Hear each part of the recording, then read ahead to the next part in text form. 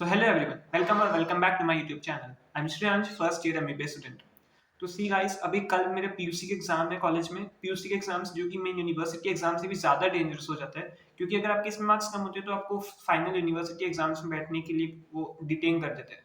तो ये पीयूसी के एग्जाम्स काफ़ी ज़्यादा सीरियस होते हैं। कॉलेज में जब आप आओगे तो आपको पता चलेगा।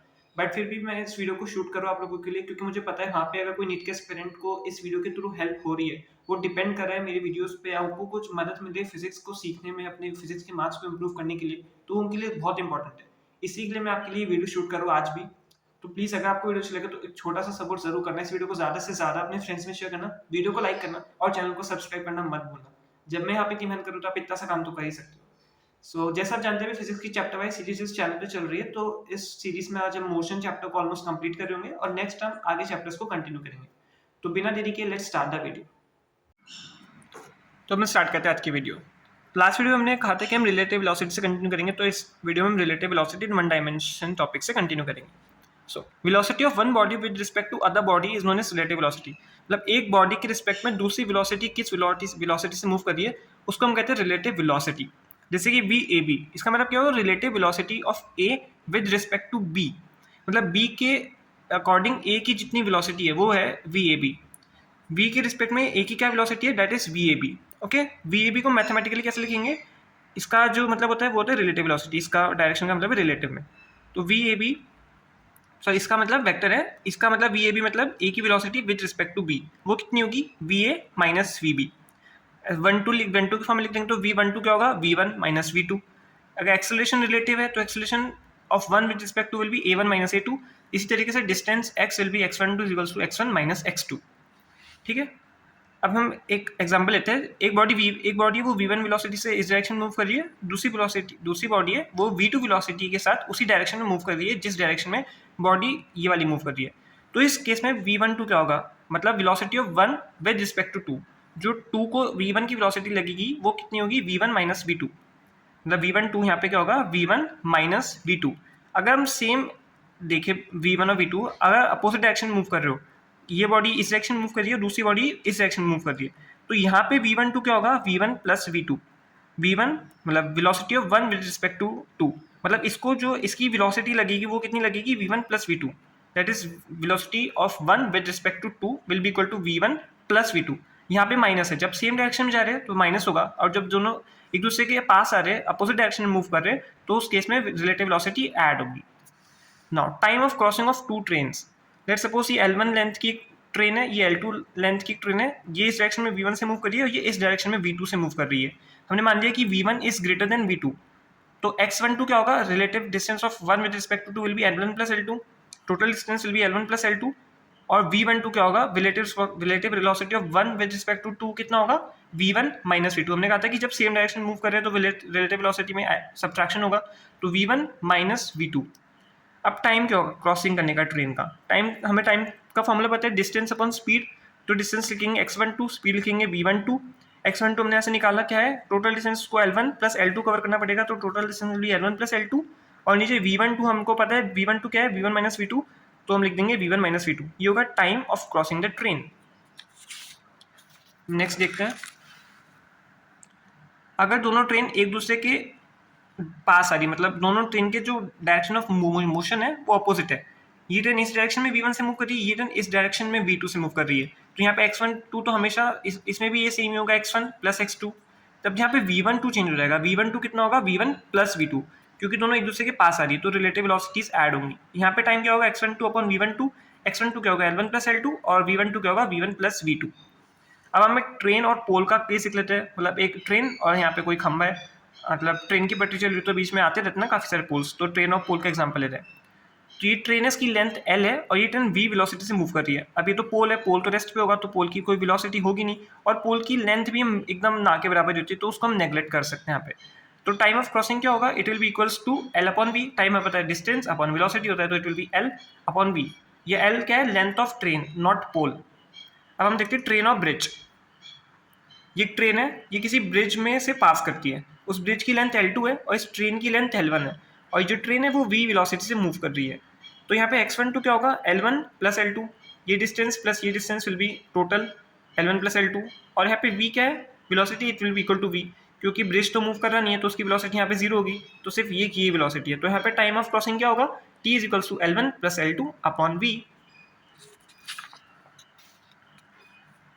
अब हम देखते हैं पर्सन मूविंग ऑन ट्रेन, मतलब एक इंसान वो ट्रेन पे भाग रहा है, ठीक है। तो ये जो पर्सन है, ये जो ट्रेन पे भाग रहा है, उस ट्रेन की वेलोसिटी vt है। vt मतलब वेलोसिटी ऑफ ट्रेन, ये velocity of train with respect to ground है। और ये जो पर्सन है इसकी वेलोसिटी vmt है, मतलब velocity of man with respect to train, इसको हम कहते हैं vmt। Velocity of man with respect to train, ये vmt है। अब vm क्या होगा, velocity of man, velocity of man होगा vmt प्लस vt। जो बाहर से इंसान देख रहा होगा उसको उस मैन की जो वेलोसिटी लग रही होगी वो कितनी नजर आ रही होगी दूर से, vmt प्लस vt, क्योंकि ट्रेन भी इधर ही मूव कर रही है, अब इंसान भी उसी डायरेक्शन में मूव कर रहा है, तो ऐसा लगेगा कि ज़्यादा है वेलोसिटी, इसलिए दोनों ऐड हो जाएंगी। अब इंसान अपोजिट डायरेक्शन में मूव करेगा जिस डायरेक्शन में ट्रेन मूव कर रही है, तो उस केस में vm क्या होगा, vmt माइनस vt, ठीक है। अब हम देखते हैं पर्सन ऑन एस्केलेटर, मतलब ऊपर जाने वाली सीढ़ियों पे अगर कोई पर्सन मूव कर रहा है तो उस केस में रिलेटिव वेलोसिटीज क्या होंगी और टाइम क्या होगा to move on the escalator. See, ये पर्सन है vm वेलोसिटी से मूव कर रहा है और एस्केलेटर भी ऊपर की तरफ ही मूव कर रही है vs वेलोसिटी से, और इसकी लेंथ क्या है, एस्केलेटर की लेंथ है l। तो यहाँ पे v क्या होगा, vm प्लस vs, क्योंकि मैन भी ऊपर जा रहा है, एस्केलेटर भी ऊपर जा रही है, तो दोनों वेलोसिटीज ऐड हो जाएंगी, it will B vm plus vs total velocity. और जहाँ पे टाइम होगा वो कितना होगा, टाइम पता है डिस्टेंस अपॉन लेंथ होता है, तो डिस्टेंस हमारे पास l है और जो वेलोसिटी है वो vm प्लस vs है, vm प्लस vs, तो t1 क्या हो जाएगा, l upon vm plus vs। अब इस केस में देखिए पर्सन ऊपर से नीचे आ रहा है और एस्केलेटर नीचे से ऊपर जा रही है, तो इस केस में वेलोसिटी सब्ट्रैक्ट हो जाएंगी, that will be vm minus of vs। ये रिलेटिव वेलोसिटी से डिफरेंट है, रिलेटिव वेलोसिटी हमने देखा था जब दोनों अपोजिट डायरेक्शन मूव करें तो ऐड होंगे वेलोसिटी, ये रिलेटिव वेलोसिटी नहीं है। यहाँ पे हम पर्सन की वेलोसिटी एक्चुअली में कम हो जाएगी क्योंकि पर्सन ऊपर से नीचे आ रहा है, एस्केलेटर नीचे से ऊपर जा रही है, तो यहाँ पे v क्या होगा, vm माइनस vs। इस केस में टाइम क्या होगा, l upon vm minus vs, ठीक है।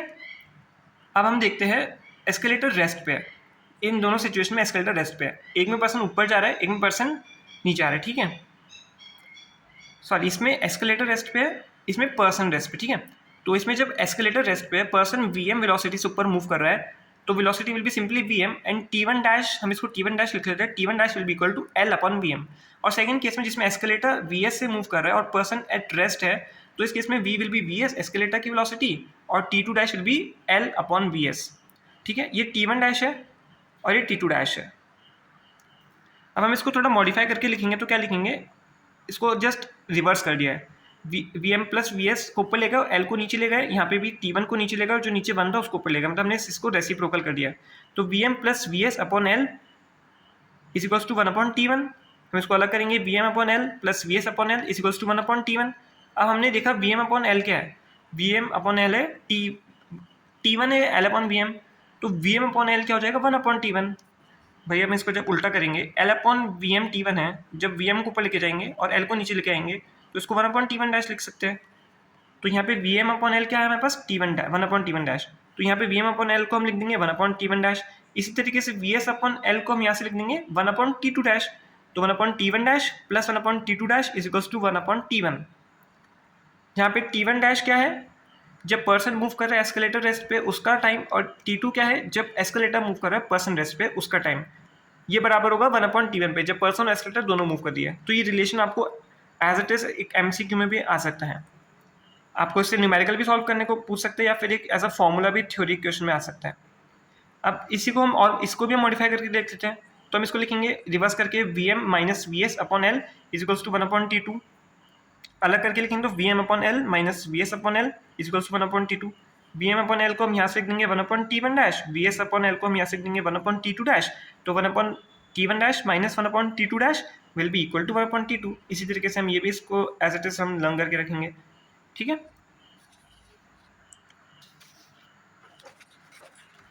अब हम क्वेश्चन देख लेते हैं। On an escalator man reaches to top in 15 seconds. When man is at rest and escalator is moving, man reaches to top in 25 seconds. If both are moving, then find the time in which man reaches to top. ठीक है, तो हमको पहले क्या दिया है, man reaches to top in 15 second, ठीक है। जब सिर्फ मैन मूव कर रहा है तो उस केस में टाइम है 15 सेकेंड, और टाइम का फॉर्मूला क्या होता है, जब मैन मूव कर रहा होता है तो l अपॉन vm। सेकेंड में जब मैन रेस्ट और एस्केलेटर मूव करिए उसमें टाइम है 25 सेकेंड्स, ठीक है। तो टाइम का फॉर्मूला होता है l अपॉन vs जो हमको गिवन है 25 सेकेंड्स।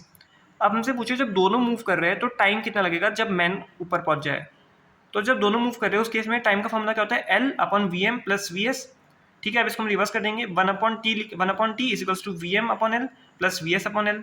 ठीक है, अब यहाँ से वी एम अपॉन एल कितना आ जाएगा, 1/15, तो लिखेंगे 1/15। वी एस अपॉन एल यहाँ से कितना आ जाएगा, 1/25, तो लिखेंगे प्लस 1/25। अब इनको ऐड कर लेंगे तो T will be equal to 75.8 seconds. ठीक है, ये आ जाएगा time in which man reaches to top जब एस्केलेटर और मैन दोनों मूव कर रहे हैं। Next question, man is 80 metre behind the bus. Bus starts its motion with acceleration 2 meter per second square. If man runs behind the bus with constant velocity and get into bus in 20 seconds, then find the velocity of man. Okay, इस question को आप एक बार try करना, आपसे solve हो रहा है नहीं हो रहा। इस क्वेश्चन का सोल्यूशन हम नेक्स्ट वीडियो में देखेंगे। जब नेक्स्ट वीडियो शुरू करेंगे तो उस वीडियो में हम इसी क्वेश्चन से स्टार्ट करेंगे। ओके, तो जो जो अभी मैंने आपको पढ़ाया मैं आपको उनके नोट्स के स्क्रीनशॉट आपको प्रोवाइड कर देता हूँ।